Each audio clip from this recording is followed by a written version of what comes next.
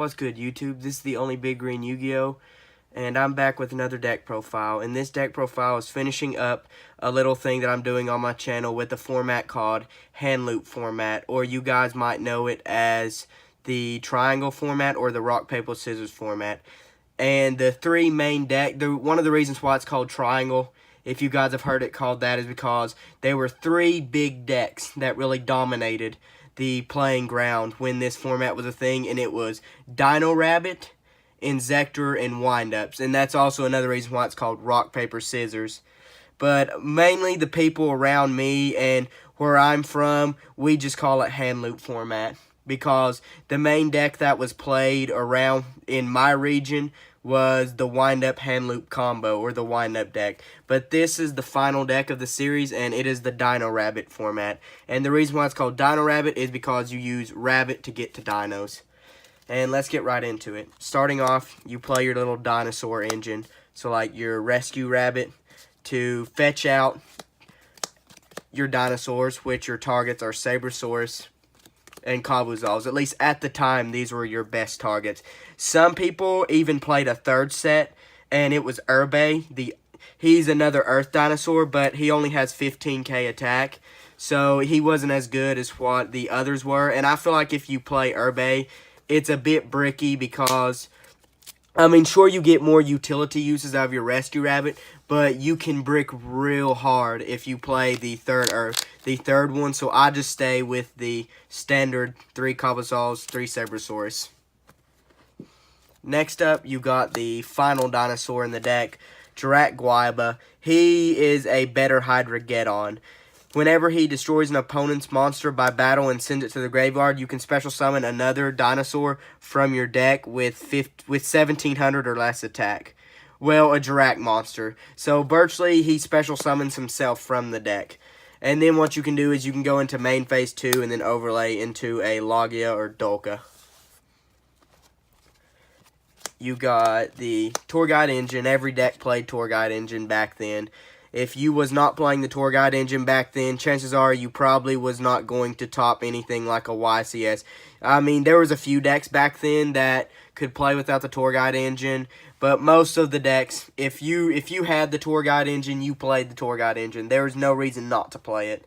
It can bait out effect Veilers, and if you top deck a Tour Guide, you virtually can win the game just off of a late game top deck of Tour Guide. Next up, you've got your little Stolly card, Spirit Reaper. This card is really just for the wind-up mirror match, going for late game, or if they're going to sit on a Zen mains and stall, you can set something like a Reaper and stall out with Reaper as well. Up against Inzektors, though, if you guys are playing a side deck, I would recommend siding this card, because Inzektors can just easily deal with this card. But for this mirror match, and then for the wind-up matchup, this is a really strong card. And then you play Thunder King again because he's a really, really strong card in any matchup. I mean, shoot, I'm pretty sure there was a deck that just topped here. Where was it? I'm pretty sure there was a Inspector Border deck that topped running 2 Thunder King, a regional. I don't know if it was here in America, but I know there was a top somewheres with Thunder King. So this card is still used today in like anti-meta matchups like this. And then your hand traps, the 3 effect Veiler to pretty much shut down Inzektors, shut down windups. The good thing is, this deck doesn't really hurt, effect Veiler doesn't really hurt this deck at all. Because really the only monster that it stops is Tour Guide, and that's about it. I mean, if they try, Rabbit banishes for cost, so if you effect Veiler Rabbit, you can just banish for cost and still get your 2 summons.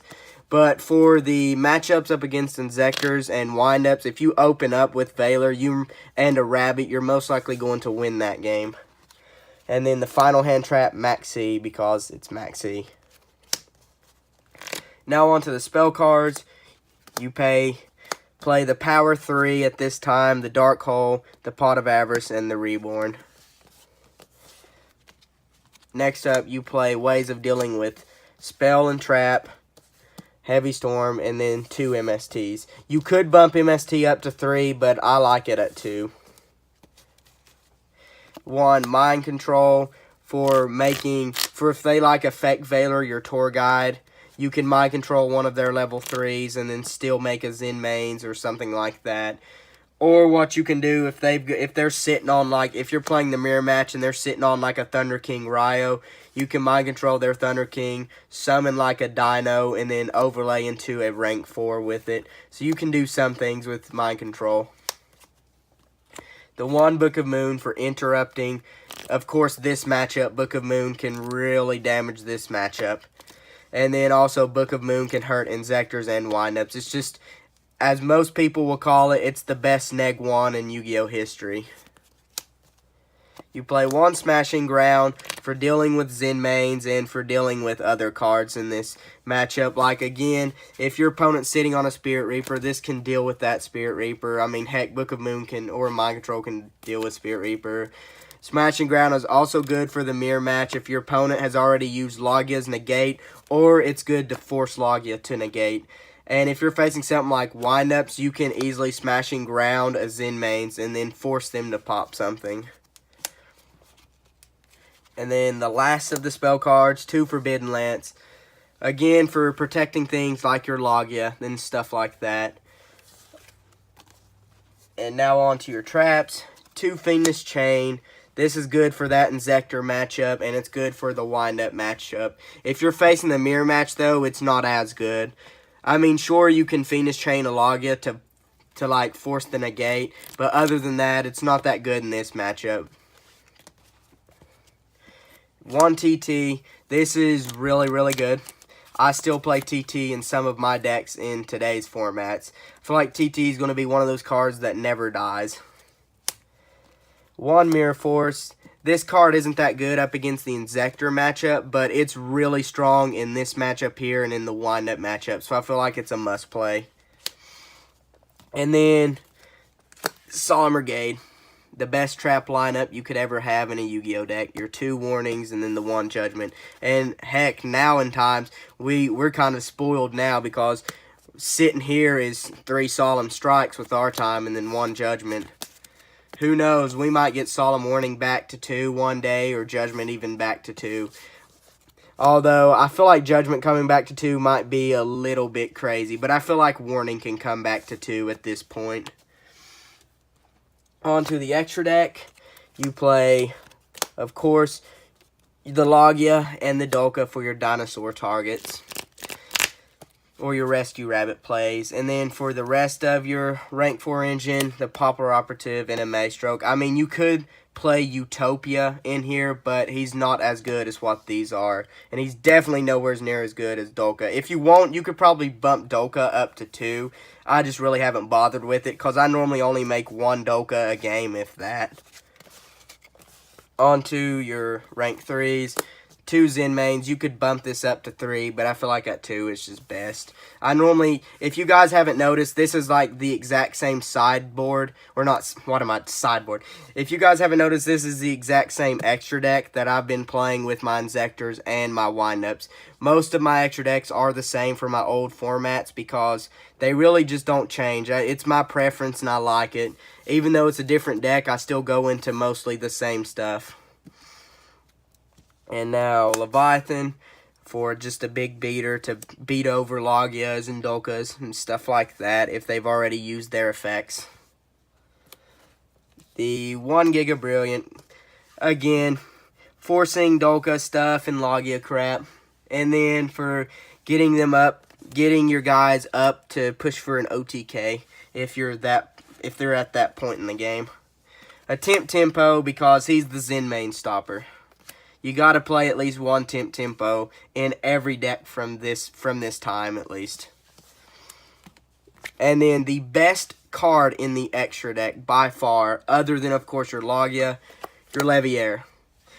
If you can like open up with Tour Guide and Rabbit and like a hand trap, you're virtually set to win the game because turn 1, you can summon Rabbit, and this is turn 1. They can't do anything. They can't affect Veiler the thing because you're just going to banish for cost. You can just banish for cost and then go in to like your 2 Kabazals first if you still got 2, and then you can just set on a Logia. And then when it's your turn again, you've got that Logia negate, ready. So you can summon the tour guide. So if they've got anything to stop tour guide, you can negate it with log it. If not, they virtually lose, because at this point, you can just go into a Sangin. Or some people like going in the second tour guide. I like going into Sangin.